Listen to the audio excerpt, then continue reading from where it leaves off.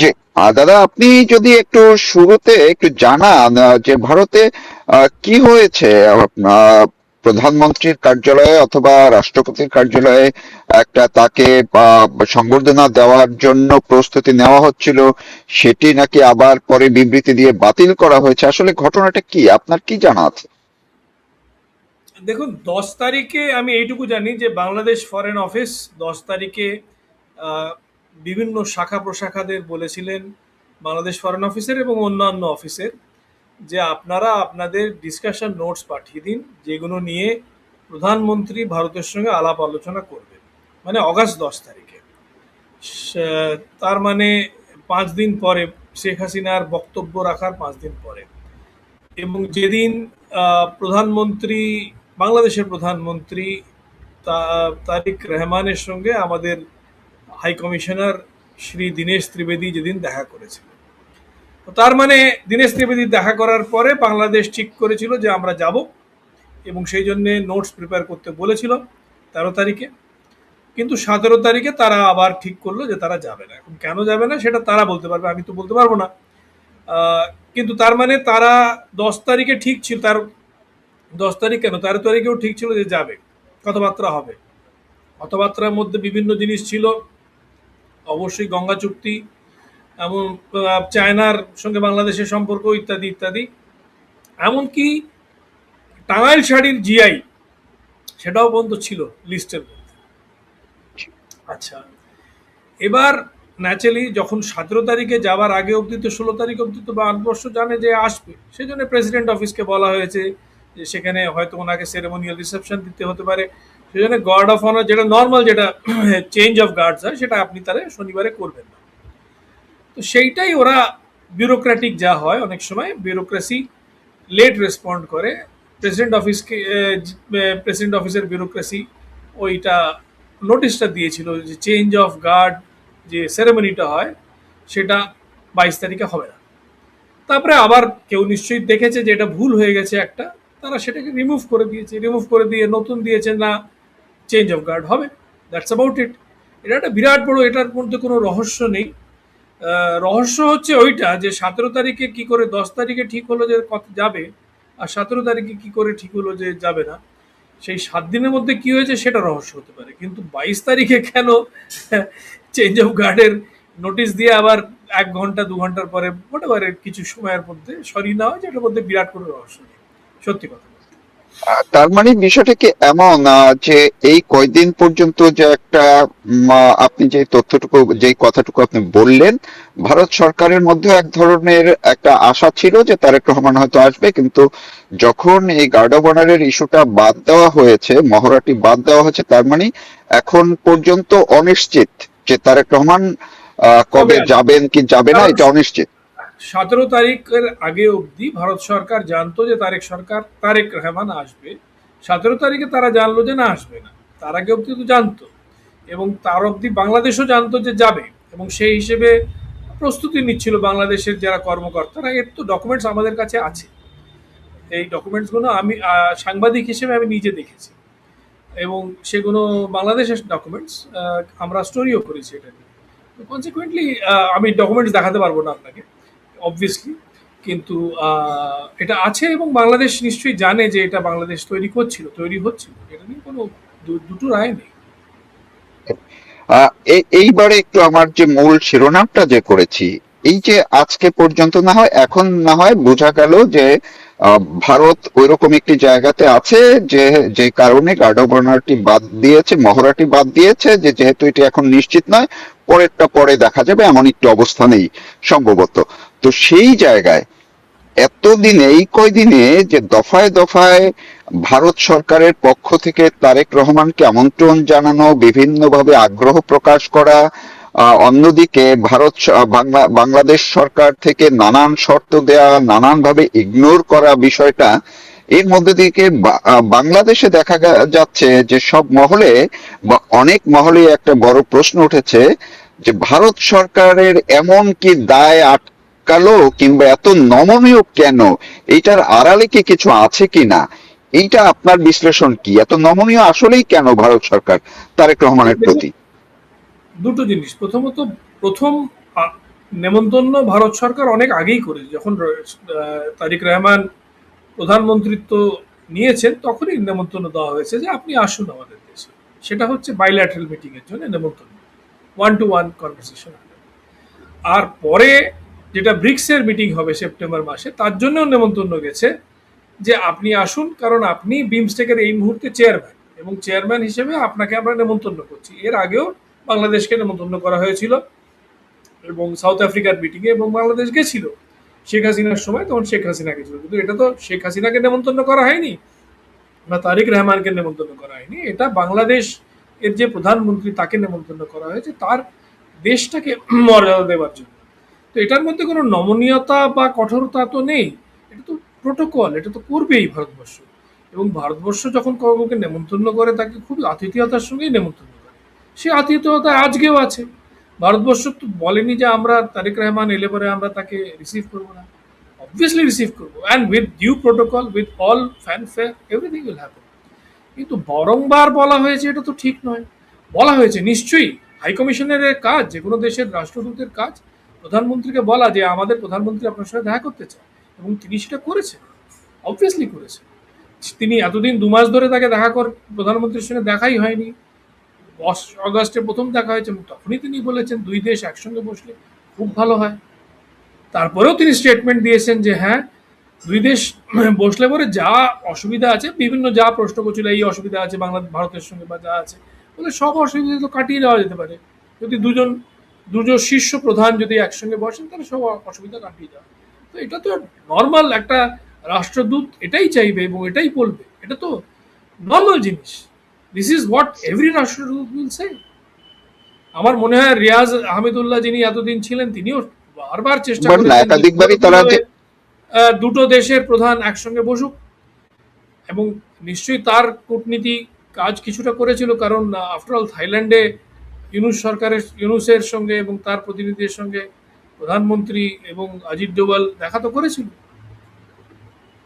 তো this is কিন্তু এই normal, this is the duty of the high commission, of the envoy of the country. কিন্তু এর মধ্যে ভারতের জায়গা যদি থেকে এখন নর্মাল। এখন না না এখন ব্যাপারটা হচ্ছে, বাংলাদেশে আমরা বাঙালিরা না বড় ভাবপ্রবণ। ও কেন আমাদের সঙ্গে এত নমনীয়তা দেখাচ্ছে? আরে এটা তো this is diplomacy, you have to be. আপনি কি ডিপ্লোম্যাসি কি কঠোর বক্তব্য রাখবেন কখনো? আমি আপনাকে নেমন্তন্ন করছি, আসছেন কি আসছেন না, এরকম ভাবে বলে কেউ? এটা কেউ হতে পারে কখনো? নেমন্তন্ন করলে ভালোভাবেই নেমন্তন্ন করা হবে, অবভিয়াসলি। এতে তো কোনো কিন্তু বাংলাদেশের জায়গায় ভাষাগত আপনি যে ভাষায় বললেন, কিন্তু বাংলাদেশ থেকে তো প্রত্যাখ্যানের সুরটা তো অনেকটা এরকমই, যে না এইটা না করলে আমরা যাব না, নিমন্ত্রণটাকে তো তারা অন্যভাবে দেখছেন। এইটা সেটা তো তাহলে কেন সেইখানে সেটা তো তাদের তাদের জায়গায় এই সেটা তো প্রোটোকলের জায়গাটা কি, আপনি শিষ্টাচারের জায়গাটা কি দেখছেন প্রপারলি বাংলাদেশের পররাষ্ট্র মন্ত্রণালয়ের? দেখুন, সেটা তো তাদের ব্যাপার। তারা কি ভাষা ইউজ করছে সেটা তাদের ব্যাপার। সেটা তো আর আমরা তাদের বলতে পারবো না যে এই ভাষা ইউজ করবেন বা করবেন না। কিন্তু আপনি যদি রণধীর জয়সওয়ালের ব্রিফিংটা শুনে থাকেন, তিনি বলেছেন আমরা অবশ্যই চাই যে আসুক, কথাবার্তা হোক, ইত্যাদি ইত্যাদি। এবং তারপরে উনি দুটো শব্দ ইউজ করেছেন যে প্রিন্সিপাল অফ রেসিপ্রোসিটিতে আমরা কথাবার্তা হোক। হ্যাঁ, তার মানেটা কি? ভারতবর্ষ তো আজ অব্দি অলওয়েজ এই আমাদের যে নেবারহুড ফার্স্ট পলিসিটা, যেটা আইকে গুজরাল শুরু করেছিল এবং যেটাকে মোদী সরকার সম্পূর্ণরূপে সেটাকে নিয়েছে, সেটা হচ্ছে যে আমরা আমাদের প্রতিবেশী দেশেদের সঙ্গে যখন আগ বাড়িয়ে আমরা বন্ধুত্ব করি, নেবারহুড ফার্স্ট, নেবারহুড আমাদের জন্য সবচেয়ে ইম্পর্টেন্ট।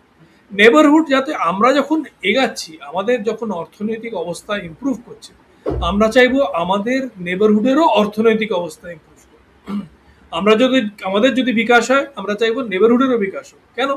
কারণ একসঙ্গে বড় হতে পারলে পরে পুরো নেবারহুডটা শান্তিতে থাকবে, খুশিতে থাকবে এবং ভালোভাবে থাকবে।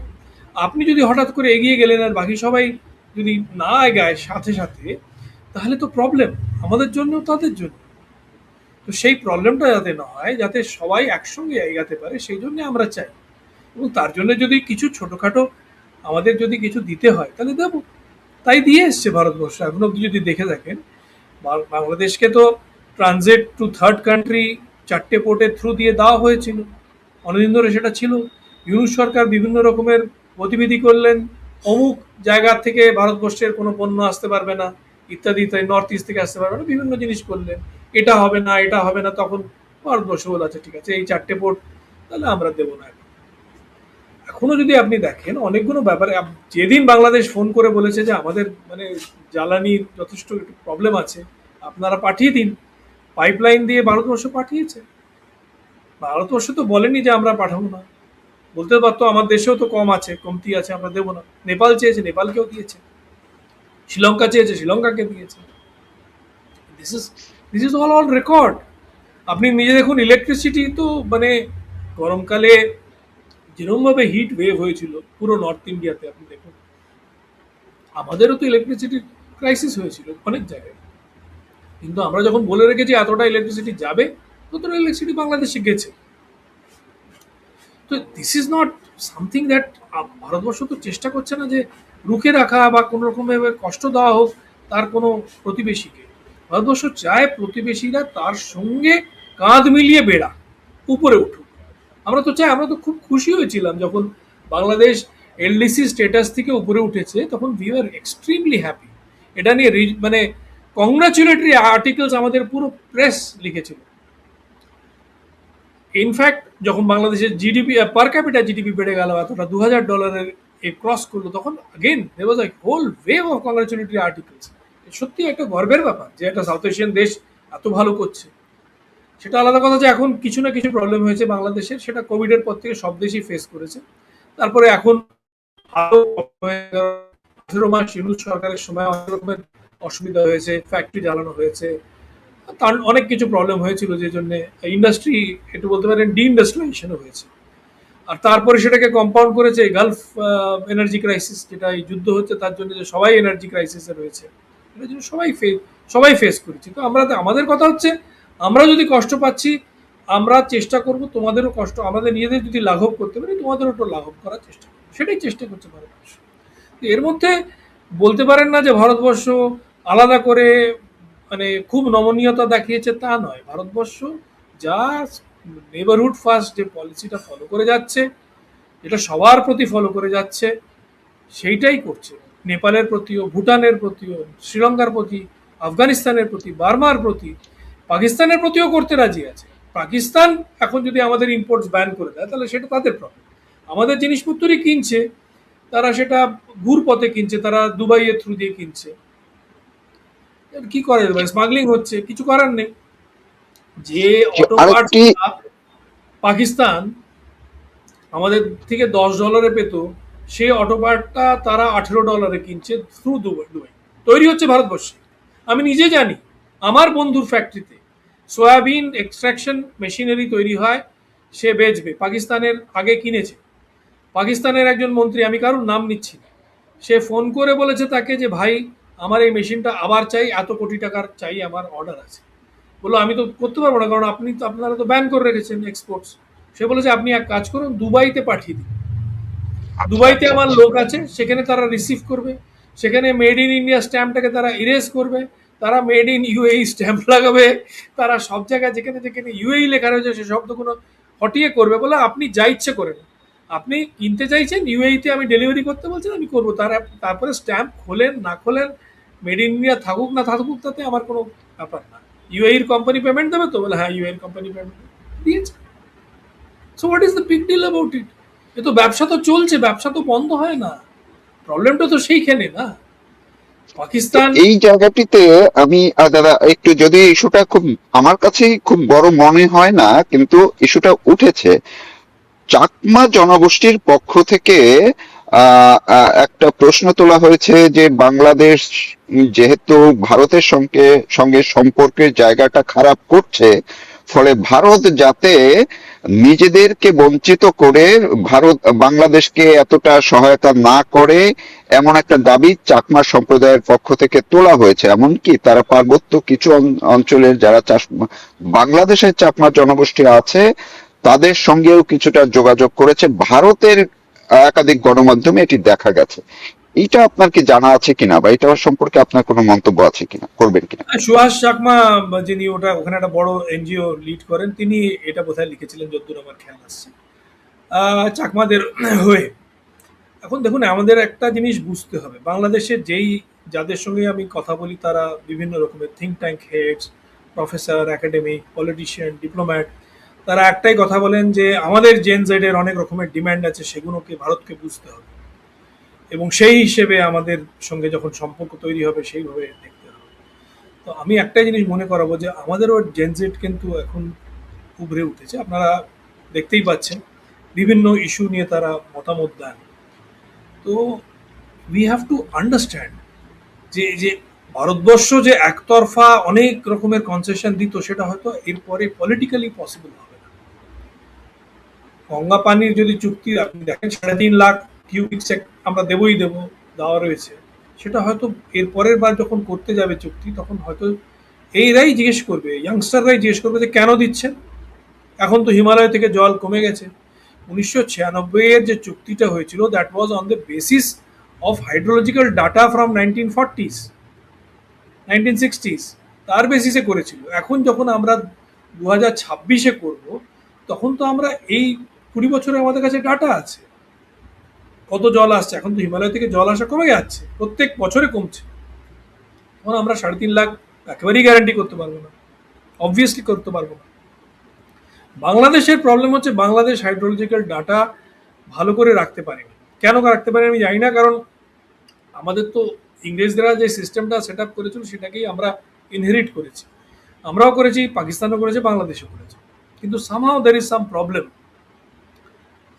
এই হাইড্রোলজিক্যাল ডাটা নাও। আদারওয়াইজ বাংলাদেশের সেন্সাস সিস্টেম খুব ভালো, এগুলো খুবই ভালো চলে। এটা নিয়ে একটা ইস্যু আছে এবং তারা সেই জন্য প্রত্যেকবার টক্সে একটু প্রবলেম আমাদের হয় যে ডাটা এক্সচেঞ্জটা হয় না। সেই জন্য অনেক এক্সপার্টসরা বলেছে জয়েন্ট ডাটা কালেকশনের বন্দোবস্ত করো বিভিন্ন জায়গায় ইত্যাদি ইত্যাদি।